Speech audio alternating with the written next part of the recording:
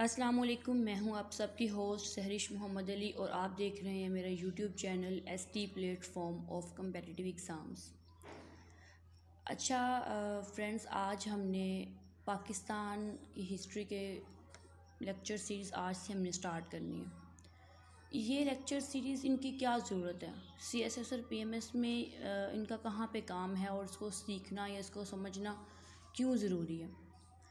تو اس کے لیے آپ لوگوں کو سب کو پتہ ہوگا کہ سی ایس ایس میں پاکستان افیئرس کے نام سے سبجیکٹ ہے اور پی ایم ایس میں پاکستان اسٹڈیز کے نام سے سبجیکٹ ہے۔ یہ دونوں اگر نام میں ڈفرینس ہے ان کے، تو ان کے کام میں بھی ڈفرینس ہے۔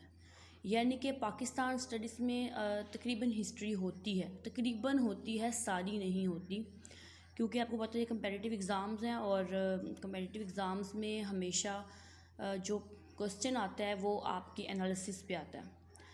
تو پاکستان اسٹڈیز کے پیپر میں تو ہمیں ضرورت ہوئی ہسٹری کو جاننے کی، لیکن میں نے یہ پری پارٹیشن ہسٹری میں نہیں، اس پہ بات نہیں کروں گی فی الحال بعد میں کروں گی انشاءاللہ، جسے ہم انڈو پاک ہسٹری بھی کہتے ہیں۔ میں آفٹر پارٹیشن کی بات کروں گی 1947 ٹو آنورڈس۔ اس کے بارے میں جاننا کیوں ضروری ہے؟ آپ کو پتہ ہے پاکستان افیئرس پہ سوال آتا ہے، انالیسس پہ سوال آتا ہے۔ اگر آپ 2022 کا پاکستان افیئر کا کوسچن پیپر اٹھا کے دیکھیں تو یقین کریں اس میں کوئی بھی سوال ہسٹری میں سے آیا ہی نہیں ہوا تھا۔ اس میں سارے افیئرس کے سوال تھے، پاکستان افیئرس کے، جو بھی کرنٹ سینیریو میں جو سب کچھ چل رہا ہے اس کے متعلق۔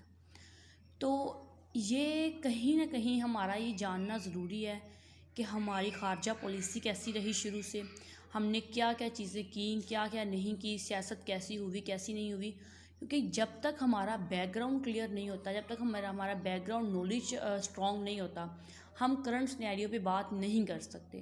ہم نے کرنٹ سینیریو پہ بات کرنی ہے تو ہمیں ساتھ بیک گراؤنڈ کا علم ہونا چاہیے کہ بیک گراؤنڈ میں کیا ہوا، کیا نہیں ہوا، کس وزیر اعظم نے کیا کیا، گورنر جنرل نے کیا کیا، آئین کیسا تھا، آرمی کا کیا رول تھا۔ ملٹری پہ بڑا سوال آتا ہے کہ اس کا پاکستان کی سیاست میں بہت بڑا رول ہے، آپ جانتے ہیں۔ اور اس طرح کے بہت سے سوالات وہ آج سے لے کر آنورڈ 10 لیکچرز تک آپ کے یہ سارے سوالات کلیئر ہو جائیں گے۔ میں کوشش کروں گی کہ 10 لیکچر ہی ہوں، 10 لیکچر میں ہی آپ کی تمام 1947 ٹو کرنٹ سینیریو تک آپ کا سارا کچھ کلیئر ہو جائے۔ بہت آسان الفاظ میں اردو میں سمجھاؤں گی تاکہ آپ کا ایک ردم بن جائے اور آپ کو چیزیں سمجھ آنے لگ جائیں کہ ابھی کیا ہو رہا ہے تو اس کے پہلے کیا ہوا تھا، ٹھیک ہے، ہسٹری پتہ چل جائے آپ کو۔ تو اگر آپ نے یہ ساری ویڈیوز نہیں دیکھی تو میں بھی آپ اس کو پھر صحیح سے آپ انالیسس کرنے میں آپ کامیاب نہ ہو سکیں۔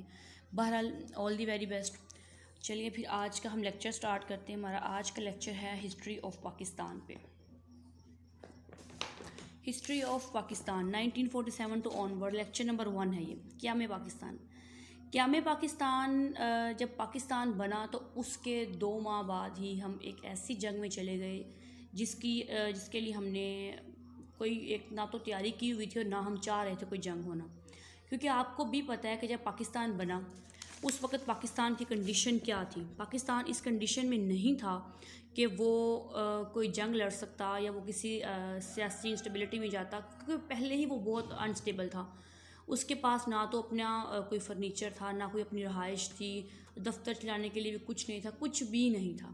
دفتر چلانے کے لیے ایون کہ کاپیز اور مشینری اور ہر چیز، آپ کو پتہ ہے یہاں پر ناانصافی ہوئی پارٹیشن کے وقت، تو پاکستان کو سب کچھ نہیں ملا تھا۔ تو اس وقت میں ابھی پاکستان کو بڑے 2 ماہ ہی ہوئے تھے کہ انڈیا نے پاکستان میں ایک جنگ چھیڑ دی۔ اور کس کو لے کے چھیڑ دی؟ پہلی جنگ کس کی وجہ سے ہوئی؟ کشمیر کی وجہ سے۔ اس پہ ہم ٹوٹل بات کرتے ہیں۔ اچھا، آپ کو پتہ ہے جب پاکستان اور ہندوستان کی علیحدگی کا وقت تھا، پارٹیشن کا وقت تھا، اس وقت 560 اسٹیٹس ایسی تھی، 560 اسٹیٹس جن کو یہ دیا گیا اختیار کہ یا وہ چاہیں تو پاکستان کا حصہ بنے، چاہیں تو وہ انڈیا کا حصہ بنے، وہ دونوں میں سے جس کے ساتھ چاہیں وہ اس کا حصہ بن سکتی ہیں۔ اچھا، ہوا یہ کہ جو کشمیر کی ریاست تھی اس وقت، اس میں مسلم میجورٹی میں تھے، اس وقت مسلم میجورٹی میں تھے، اور دوسری بات یہ تھی کہ پاکستان اور کشمیر کی سرحدیں کہیں نہ کہیں آپس یعنی کہ تقریباً ان کی سرحدیں آپس میں ملتی تھیں. بھارت اور کشمیر کا فاصلہ تھا, پاکستان اور کشمیر کی سرحدیں ملتی تھیں. ایک سرحدیں ملتی تھیں, دوسری مسلم میجورٹی تھی, لیکن وہاں کا جو راجا تھا نا وہ مسلم نہیں تھا. یہ مسئلہ تھا. اس لیے وہ راجا چاہتا تھا کہ ہم انڈیا سے الحاق کریں, اور کشمیری پیپل چاہتے تھے کہ ہم پاکستان سے الحاق کریں. مسلم میجورٹی ہے, پاکستان اسلام کے مذہب کے نام پر بنا ہے, تو وہ وہاں چاہتے تھے رہنا جہاں پر وہ آزادانہ اپنا مذہب کے اپنے تمام جو ہے اس کے وہ کر سکیں, اپنا مذہب کے مطابق زندگی گزار سکیں. لیکن ہوا کچھ یہ کہ جو کشمیر کا راجا تھا ہری سنگھ, اس نے کہا کہ میں نے انڈیا سے ہی الحاق کرنا ہے. لیکن اس وقت جب اس کو یہ ساری باتیں پتہ چلیں کہ یہ آپس میں کوئی ایگریمنٹ کر رہے ہیں, جب کشمیری پیپلز کو پتہ چلا کہ جو راجا ہری سنگھ ہے وہ انڈیا کے ساتھ کوئی ایگریمنٹ کر رہا ہے, تو کشمیر کے لوگوں نے اپنے راجا کے خلاف بغاوت کر دی. کشمیر کے لوگوں نے اپنے راجا کے خلاف بغاوت کر دی, کیونکہ وہ کس کا حصہ بننا چاہتے تھے؟ پاکستان کا. اب راجا ہری سنگھ نے کیا کیا, وہ وہاں سے اس نے وہاں کے جو مین پیپلز تھے, مسلم لوگ تھے جو ان کے رہنما کے طور پر, لیڈرز کے طور پر تھے کشمیر, ان کو مارنا شروع کر دیا. اور جب اس نے دیکھا کہ نہیں یہ تو بغاوت پہ لوگ اتر آئے ہیں, سبھی لوگ اتر آئے ہیں, پھر اس نے کیا کیا, چپ کر کے وہ دلی پہنچا اور وہاں پر جا کے اس نے ایگریمنٹ پہ سائن کر دیا, اور کشمیر کس کے حوالے کر دیا؟ بھارت کے حوالے کر دیا, اور اس ایگریمنٹ پر اس نے سائن کر لیا. یہ تھا, اس وجہ سے یہ تمام صورتحال اس وقت تھے جو جنگ کا پس منظر بنے. ٹھیک ہے, نیکسٹ. اچھا, اس وقت پاکستانی فوج کے جو سربراہ تھے نا وہ برطانوی تھے, اور ان کا نام تھا جنرل ڈگلس گریسی. یہ پاکستان کی فوج کے سربراہ تھے برطانوی اس وقت, کیونکہ آپ کو پتہ ہے کہ جو فوج اور بڑے بڑے جو عہدے ہوتے تھے پارٹیشن سے پہلے, اس میں مسلمانوں کو تو کوئی حصہ دیا ہی نہیں جاتا تھا, اعلیٰ عہدے ان کو تو دیے ہی نہیں جاتے تھے. اس وقت پاکستانی فوج وسائل سے محروم تھی, ان کے پاس اپنا کچھ بھی نہیں تھا, وہ ایک کمزور فوج تھی. اچھا, اب جنرل ڈگلس گریسی کو قائد اعظم نے کہا کہ آپ کشمیر پر فوج بھیجیں اور کشمیری لوگوں کی ہیلپ کریں, وہ وہاں ہمارے ساتھ الحاق کرنا چاہتے ہیں, تو آپ جا کے ان کو ہیلپ آؤٹ کریں. اب ظاہری بات ہے, اب پاکستانی فوج کا سربراہ تھا, اس کے حکم کے بغیر تو فوج نہیں ہل سکتی تھی. اب قائد اعظم گورنر جنرل تھے اس وقت کہ ان کے حکم کے بغیر ان کو یہ بھی نہیں جا سکتے تھے. لیکن قائد اعظم نے احکامات دیے, لیکن جنرل ڈگلس گریسی نے کہا کہ اس نے انکار کر دیا. اس نے کہا کہ نہیں, مجھے نہیں اپنی فوج کو لے کر جانا. ہوا پھر کچھ یہ کہ بھارت نے اپنے جنگی طیارے بھیجے اپنے سری نگر میں, کشمیر کا جو علاقہ سری نگر ہے وہاں پر, اور وہاں پر وہ قابض ہو گئے. بھارت نے سری نگر پر جنگی طیارے بھیجے اور وہاں پر وہ قابض ہو گئے.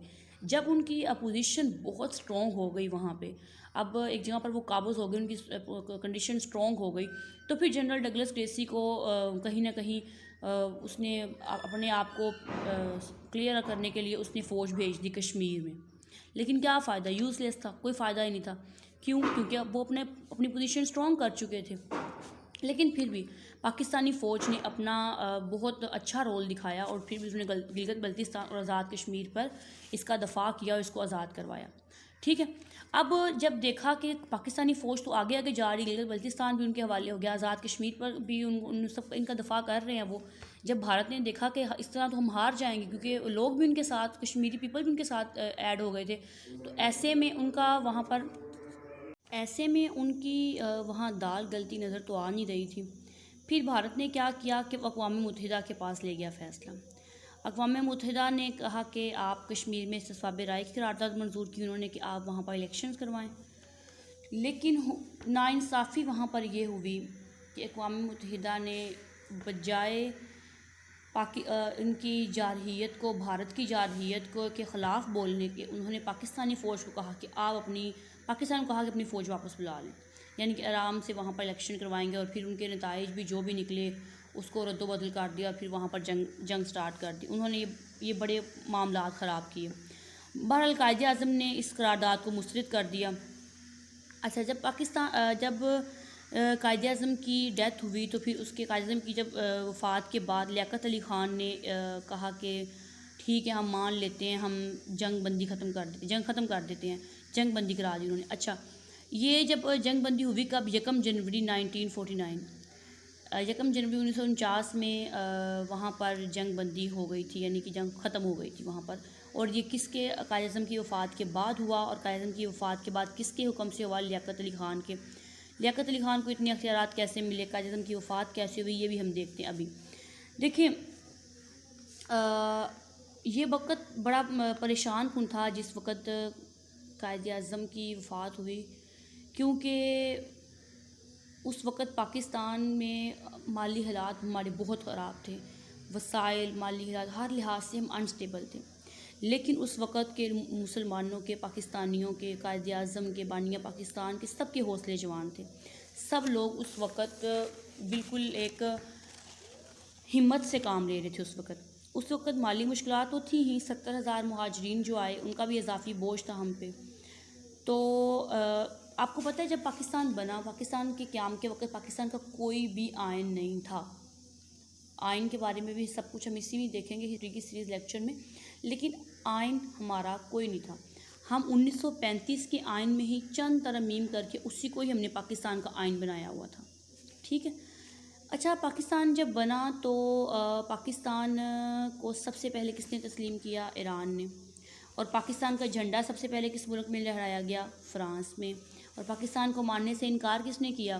ہمارے ہمسایہ ملک افغانستان میں. اچھا، پاکستان کب یونائٹڈ اسٹیٹ کا ممبر بنا؟ 30 ستمبر اور 1947 کو ہم اقوام متحدہ کے رکن بنے تھے. ٹھیک ہے. اچھا، قائد اعظم کی طبیعت بہت خراب ہو گئی بہت زیادہ، تو وہ بلوچستان کے شہر زیارت سے جب کراچی آئے تو کراچی ایئرپورٹ پر وہ بیماری سے ٹوٹلی نڈھال تھے. اس وقت ان کے پاس صرف فاطمہ جناح تھیں جو ان کا خیال رکھ رہی تھی، انہیں پنکھا جل رہی تھی، ان کا سب کچھ کر رہی تھی. اور ہوا صرف یہی نہیں بلکہ جو انہوں نے ایمبولینس بھیجی اس وقت، وہ ایمبولینس خراب ہو گئی رستے میں، اور اس ایمبولینس میں کوئی میڈیکل سٹاف نہیں تھا اس وقت. اور جب تک دوسری ایمبولینس آئی تو اس کے دوران میں 1 گھنٹہ گزر گیا تھا. یعنی ایک ایمبولینس تو ہو گئی خراب، اور دوسری ایمبولینس جب تک آئی تب تک 1 گھنٹہ گزر چکا تھا. 1 گھنٹے کے بعد دوسری ایمبولینس پہنچی اور قائد اعظم کی طبیعت بہت زیادہ خراب ہو گئی. تو اب یہاں پر کویسچن یہ ارائز ہوتا ہے کہ یا یہ کوئی سازش تھی، یا کوئی اس وقت ہمارے پاس وسائل کم تھے تو کوئی کمیونیکیشن گیپ تھا کہ پتہ نہیں چل سکا کہ جلدی سے دوسری ایمبولینس آئے، یا پہلی ایمبولینس خراب کیوں ہوئی، یا کچھ معاملات. اس کے بارے میں بہت سے لوگوں کی بہت سی رائے ہیں، ہم اس کے ڈیپ میں نہیں جائیں گے. کچھ لوگ کہتے ہیں کہ ان کے آنے کی نا لیاقت علی خان کو خبر ہی نہیں تھی. کچھ لوگ کہتے تھے کراچی میں صرف 2 ہی ایمبولینسز تھیں اس وقت. بہرحال کچھ لوگ اسے سوچی سمجھی سازش سمجھتے ہیں، اور کچھ کہتے ہیں کہ نہیں، یہ کوئی انسیڈنس تھا. بہرحال جب قائد اعظم کی وفات ہوئی تو اس وقت قائد اعظم کے پاس ان کی بہن فاطمہ جناح تھی اور ان کا ایک ذاتی معالج تھا. اور ان کا کہنا ہے کہ اس وقت قائد اعظم کی وفات کے وقت ان کی زبان پر جو الفاظ تھے وہ تھے اللہ پاکستان. یہ ان کے اس وقت الفاظ تھے، ان کے جو منہ سے ادا ہوئے. اچھا، قائد اعظم نے اپنی وفات سے پہلے وصیت کی تھی کہ ان کا نماز جنازہ علامہ شبیر احمد عثمانی پڑھائیں، اور انہوں نے ہی پڑھایا تھا. ٹھیک ہے. یہاں تک تو تھی قائد اعظم رحمۃ اللہ کی وفات کے سارا کچھ جو کچھ لوگ کہتے ہیں اور جو سب کچھ تھا. بہرحال سیکنڈ گورنر جنرل اس وقت پاکستان کے بنے خواجہ ناظم الدین. خواجہ ناظم الدین اس وقت پاکستان کے سیکنڈ گورنر جنرل بنے. اور قائد اعظم کی وفات کے بعد پاکستان کے پاس کوئی ہوپ بچی تھی نا، تو وہ تھی صرف اور صرف لیاقت علی خان کے. اب وہی تھے جو ان تمام حالات کو سنبھال سکتے تھے. انہیں ہر چیز کا مختار کل مانا گیا اور فیصلے وہ کرنا بھی شروع ہو گئے، اور انہیں پاکستان کے سیاہ و سفید کے ہر چیز کا مالک سمجھا گیا کہ اب یہ جو کہیں گے وہی ہوگا. اچھا، اس وقت آئین بھی بن رہا تھا لیاقت علی خان کے دور میں. اچھا، بہرحال لیاقت علی خان کو اس وقت کچھ اہم فیصلے کرنے تھے. آپ کو پتہ ہے اس وقت 1947-1948 کے جو واقعات تھے، اس وقت رشیا میں اور امریکہ کے درمیان آپس میں ایک کولڈ وار چل رہی تھی ان کی، اور سوویت یونین اس وقت ٹکڑے ٹکڑے ہونے کے قریب تھی، اور وہی وہ تمام واقعات تھے. اس وقت پاکستان کو فیصلہ کرنا تھا کہ اس نے روس کا ساتھ دینا ہے یا امریکہ کا ساتھ دینا ہے یا پھر نیوٹرل رہنا ہے. کیونکہ اس وقت جو ہمارا ہمسایہ ملک بھارت تھا جو ہم سے علیحدہ ہوا، اس نے عقل مندی کا فیصلہ کیا اور وہ نیوٹرل ہی رہا. اس نے نہ روس کا ساتھ دیا نہ امریکہ کا ساتھ دیا، لیکن لیاقت علی خان نے اس وقت امریکہ کا ساتھ دیا، اور یہ تاریخی فیصلہ تھا جس نے ہماری سیاست کا بہت زیادہ، ہماری سیاست کو خراب کیا، ہماری خارجہ پالیسی افیکٹ ہوئی، اس سے بہت زیادہ ہمارے معاملات خراب ہوئے ہمارا۔ یہ جو وہ تاریخی فیصلہ، غلط فیصلہ تھا نا، اس نے آگے کی بڑی غلط بنیادیں رکھی۔ اچھا چلیے آگے چلتے ہیں۔ آگے ہے اس وقت، ہاں، لیاقت علی خان کو 2 لوگوں نے انوائٹ کیا تھا اپنے ملک دورے کے لیے۔ ایک تھا سوویت یونین کا رہنما تھا جوزف اسٹالن، اور ایک تھا امریکی صدر ہیری ٹرومن۔ ان دونوں نے اس کو لیاقت علی خان کو انوائٹ کیا، لیکن لیاقت علی خان نے کس کو پریفر کیا؟ واشنگٹن کو، یعنی کہ وہ امریکہ گئے، وہ ماسکو نہیں گئے۔ بہرحال وہاں پر لیاقت علی خان کو بڑا وارم ویلکم کیا گیا، بہت اچھے سے ان کو دیکھا گیا، بہت اچھے سے ان کا پرتپاک استقبال کیا گیا۔ لیکن جب لیاقت علی خان نے واشنگٹن کو پریفر کیا تو اس کے بعد روس کے اور پاکستان دونوں کے آپس کے جو حالات تھے وہ بڑے خراب ہو گئے۔ پھر ان کے درمیان ظاہری بات ہے وہ ایک دوسرے کے اینٹی ہو گئے، اور اس حالات خراب ہونے کی وجہ سے اور امریکہ کا ساتھ دینے کی وجہ سے، وہاں وزٹ کرنے کی وجہ سے، پاکستان ایک عالمی سیاست اور ایک سرد جنگ میں اپنے آپ کو خود بخود دھکیل رہا تھا۔ پاکستان کی اپنی کوئی انٹیگریٹی، کوئی اٹانومی، یعنی کہ اس کی سالمیت، اس کا خود مختاری، وہ بڑی افیکٹ ہوئی۔ اس کی انڈیپینڈنٹ فورن پالیسی جو اس نے اپنانی تھی وہ اس راہ سے ہٹ گیا۔ ہمیں تو اس وقت چاہیے تھا کہ ہم انڈیپینڈنٹ فورن پالیسی اپناتے جو ہمارے ہمسایہ ملک بھارت نے اپنائی، لیکن ہم نے ایسا نہیں کیا۔ ہم نے فورن پالیسی انڈیپینڈنٹ نہیں رکھی، تو ہم نے کسی ایک کی طرف ہم ٹلٹ ہو گئے، ہم ان جنگوں پہ پڑ گئے جو جنگیں ہماری اپنی تھیں ہی نہیں، اور ان ورلڈ پاور کے طور پر اور پوری دنیا نے، عالمی طاقتوں نے ہمیں ایک اعلیٰ کار کے طور پر یوز کیا کہ بھائی ان کا کیا ہے، ادھر کر لیں تو یہ کر لیں، اور اس کے ہمیں بہت نقصان بھگتنے بھی پڑے افغانستان کے۔ بہرحال وہ آگے انشاءاللہ ساتھ ساتھ چلتا رہے گا۔ اچھا 1951 میں ایک سیاسی ہلچل ہوئی، اور غیر سیاسی ہلچل تھی۔ یہ غیر سیاسی ہلچل تھی کیونکہ اس ہلچل میں اصل اس کا پس منظر یہ تھا کہ میجر جنرل اکبر خان نے مارشل لا نافذ کرنے کی کوشش کی پاکستان میں، اور حکومت کو ہٹانے کی کوشش کی اس وقت، لیکن وہ فیل ہو گیا اور اس کو اریسٹ کر لیا گیا بعد میں۔ اچھا اس کے بعد یہ ہوا کہ 16 اکتوبر 1951 میں لیاقت علی خان مسلم لیگ کے جلسے سے خطاب کر رہے تھے راول پنڈی میں، کمپنی باغ میں، ٹھیک ہے۔ ابھی وہ اسٹیج پر آئے ہیں، ابھی انہوں نے اپنا خطاب شروع کیا ہے کہ سید اکبر نے لیاقت علی خان کو شوٹ کر دیا، اور وہ فوراً ہی ہلاک ہو گئے۔ اور وہاں کے لوگوں کا کہنا تھا کہ ان کے زبان پر بھی جو آخری الفاظ تھے وہ یہ تھے کہ اللہ پاکستان کی حفاظت فرما۔ یہ سب سے پہلا جو ایک سمجھے کہ جارحیت تھی، اگر اس کا اسی وقت صحیح سے اس کو ہینڈل کیا جاتا تو آج تک یہ حالات اتنے خراب ہوتے ہی نہیں۔ اچھا اس وقت کا جو ایک گواہ تھا جس کو پکڑ کے ساری تفتیش کی جا سکتی تھی وہ کون تھا؟ سید اکبر تھا، اور جو سید اکبر تھا اس کو پولیس نے ہلاک کر دیا فوراً ہی۔ وہی تفتیشی جو ہمارے پاس تھا وہ بھی اس کو بھی مار دیا پولیس نے۔ اچھا اب لاہور ہائی کورٹ نے جب فائل مانگی تو ہمارے اس وقت کے حالات دیکھیے گا، آپ کو خود سمجھ آ جائے گی۔ تو ایڈیشنل ایڈوکیٹ جنرل کا جو جواب تھا انہوں نے کہا کہ مائی لارڈ لیاقت علی خان قتل کیس کی فائل گم ہو گئی، یعنی اتنا اہم حالات، اتنا اہم فیصلہ، اور ان سے فائل گم ہو گئی، اس سے زیادہ غیر سنجیدگی کیا ہو سکتی ہے کہ فائل گم ہو گئی۔ یہ وہ پہلا قتل تھا، اگر اس کی درست تفتیش ہوتی تو دوبارہ یہ اتنے قتل نہ ہوتے، نہ پھر بے نظیر مرتی، نہ پھر ذوالفقار علی بھٹو کو قتل کیا جاتا، پھر ایسا کچھ بھی نہ ہوتا، یہ پھانسی اس کو نہ دی جاتی۔ بہرحال جب قائد اعظم کی وفات ہوئی، لیاقت علی خان کی وفات ہوئی، اس کے بعد قائد اعظم، یہ وزیر اعظم جو پاکستان ہے، جو یہاں پر پاکستان کا وزیر اعظم بیٹھنا تھا، وہ کرسی ایک مذاق بن کے رہ گئی۔ کیسے؟ کیونکہ مسلم لیگ کے لیڈر نے یہ فیصلہ کیا کہ ہم ناظم الدین کو اس وقت کا گورنر جنرل بنا دیں۔ اچھا ہوا اصل میں معاملات یہ تھے کہ آپ کو پتہ ہے خواجہ ناظم الدین تھے گورنر جنرل، خواجہ ناظم الدین کو گورنر جنرل بنا دیا۔ سوری، خواجہ ناظم الدین تو پہلے سے ہی گورنر جنرل تھے نا. ہاں، خواجہ ناظم الدین تو گورنر جنرل تھے، لیکن انہوں نے یہ سوچا کہ میں وزیر اعظم بن جاتا ہوں اور گورنر جنرل کے عہدے پر بٹھا دیتا ہوں غلام محمد کو، اس کو گورنر جنرل بنا دیتا ہوں، اور یہ ایک بے ضرر انسان ہے، اس سے ہمیں کوئی نقصان نہیں ہو سکتا. کیونکہ یہ معذور تھا، اسے فالج تھا، یہ معذور بھی تھا، یہ فالج زدہ تھا، یہ چیئر پہ بیٹھتا تھا، ویل چیئر پہ. اور اچھا یہ تھا کون؟ یہ بیوروکریٹ تھا ایک، اور اس کی بات کسی کو سمجھ نہیں آتی تھی، یعنی فالج زدہ تھا نا، جس کو اس کی بات سمجھ نہیں آتی تھی کیا بولتا تھا. اس نے نا اپنی ایک امریکن فیمیل سیکرٹری اپنے پاس رکھی ہوئی تھی، جو نا اس کی باتیں وہ ٹرانسلیٹ کر کے لوگوں کو بتاتی تھی کہ اب یہ کہہ رہے ہیں، یہ کہہ رہے ہیں. اچھا، اب ناظم الدین نے تو انہیں سمجھا بے ضرر، لیکن انہوں نے آگے بڑے کھیل رچائے بہت زیادہ، کیونکہ گورنر جنرل کو آپ کو پتہ ہے اس وقت 1935 کا آئین ہی نافذ تھا. 1935 کے آئین میں تو گورنر جنرل کو بہت زیادہ اختیارات ہوتے ہیں، لیکن انہوں نے اس چیز کو نہیں دیکھا. انہوں نے کہا کہ بس یہ معذور انسان ہے، اس کو کوئی اتنا نہیں کرے گا، تو انہوں نے اس کو گورنر جنرل بنا دیا. لیکن ملک غلام محمد نے اپنے اختیارات کا بہت ہی غلط استعمال کیا. اس نے 2 اہم کام کیے.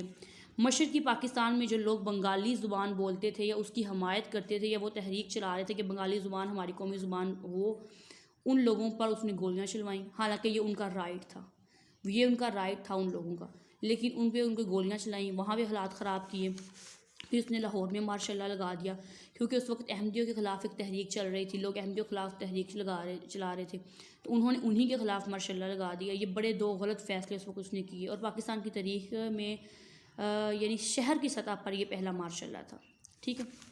اچھا، پھر ہوا یہ کہ غلام محمد نے کیا کیا، وزیر اعظم خواجہ ناظم الدین کو برطرف کر دیا اپنے غلط اختیارات استعمال کر کے.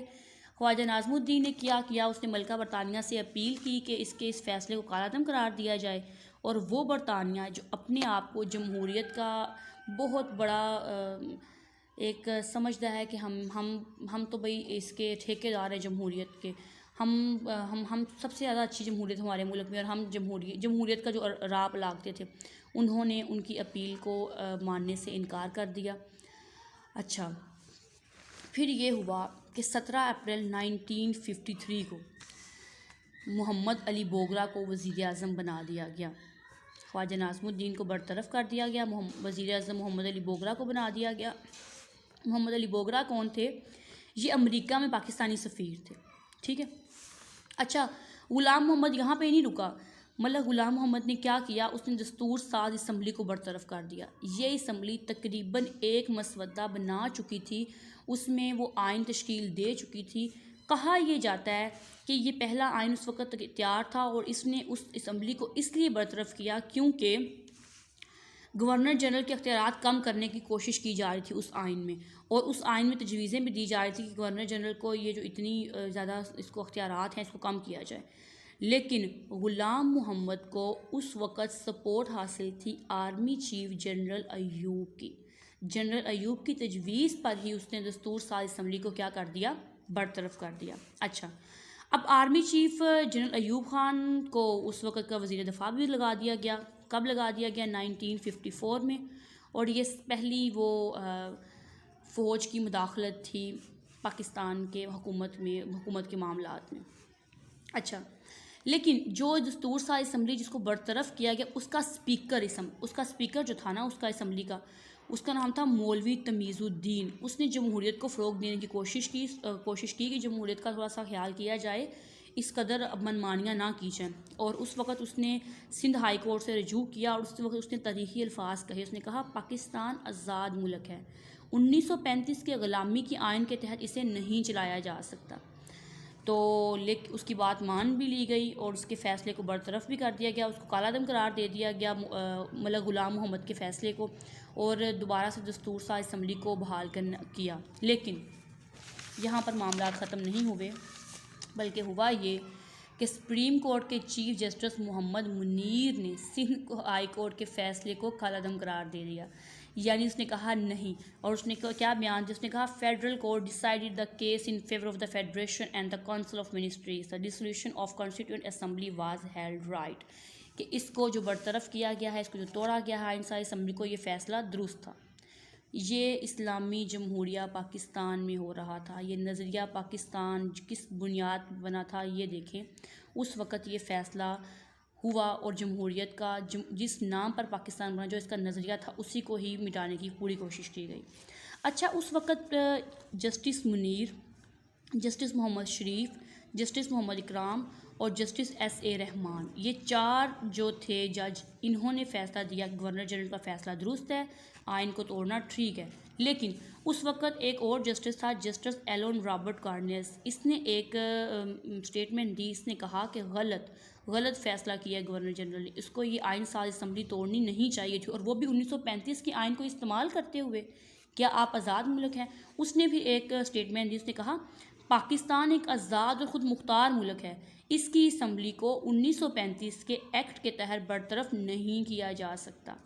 لیکن بہرحال اس کا فیصلہ نہیں مانا گیا، جو انہوں نے فیصلہ کر دی، کیونکہ آرمی کی یہ مداخلت تھی، جو انہوں نے کر دیا پھر وہی ہوا۔ اچھا، نیکسٹ پھر یہ ہوا کہ اسکندر مرزا اور جنرل ایوب دونوں نے مل کے غلام محمد کو بیرون ملک بھیج دیا اور اسے مجبور کیا کہ آپ استعفیٰ دو، کیونکہ وہ بہت بیمار ہو گئے تھے۔ اب ان کی پہلے وہ پتہ فالج زدہ تھے، معذور تھے، لیکن وہ اتنا پھر بھی وہ بڑا با اثر رہا، اور اس نے اتنی ہماری پاکستان کو اس کی خارجہ پالیسی کو، اس کے تعلقات کو بہت حد تک خراب کیا۔ اچھا، بہرحال یہ بیمار ہو گیا غلام محمد، اس کو اسکندر مرزا، جنرل ایوب دونوں نے مل کے اس کو بیرون ملک بھیجا، اس کو استعفیٰ دلوایا، اس نے مجبوراً استعفیٰ دلوایا۔ یہ کب کی بات ہے؟ 1955 کی۔ اچھا، اور اس کے بعد جب وہ واپس تو نہ آیا، اور 1956 میں 1 سال بعد اس کی ڈیتھ ہو گئی غلام محمد، ٹھیک ہے۔ اس کے بعد اسکندر مرزا، یہ مشرقی پاکستان سے تھا، اور حالانکہ اس کو چاہیے تھا کہ اب مشرقی پاکستان پر غلام محمد نے جو بھی ناانصافیاں کی، ان پہ گولیاں چلوائیں، جو کام کیے، اس کو ختم کیا جاتا، لیکن اس نے ایسا نہیں کیا۔ نہ تو اس نے آئین کو صحیح کرنے کی کوشش کی، نہ ہی اس نے مشرقی پاکستان کے تحفظ کے لیے کچھ کیا، کیونکہ اس کو گورنر جنرل بنا دیا گیا تھا اسکندر مرزا کو۔ اس کے بعد کے حالات انشاءاللہ نیکسٹ ویڈیوز میں کوشش کروں گی کہ 10 ویڈیو میں سارا کچھ مکمل ہو سکے، لیکن زیادہ ویڈیوز بھی ہو سکتی ہیں۔ آج کے لیے اتنا ہی۔ اگر آپ کو ویڈیو پسند آئی ہے تو آپ نے اس کو لائک کرنا ہے، کوئی کوسچن ہے آپ کا تو آپ نے کمنٹ میں پوچھ لینا ہے۔ اگر آپ کو ویڈیو اچھی لگی ہے تو اپریشیٹ لازمی کیا کریں کمنٹ باکس میں، یہ ایک حوصلہ ہوتا ہے، ایک ہمت ہوتی ہے نیکسٹ ویڈیو کے لیے۔ اور اگر آپ نئے ہیں چینل پہ تو آپ اس کو سبسکرائب کریں۔ اس کے علاوہ بھی ایسے پر، گرامر پر، اور کچھ CSS PMS کے ایگزام کے حوالے سے کچھ نہ کچھ ویڈیوز موجود ہیں، آپ اس کو اگر نہیں دیکھا تو وہ ضرور دیکھیں۔ اللہ حافظ۔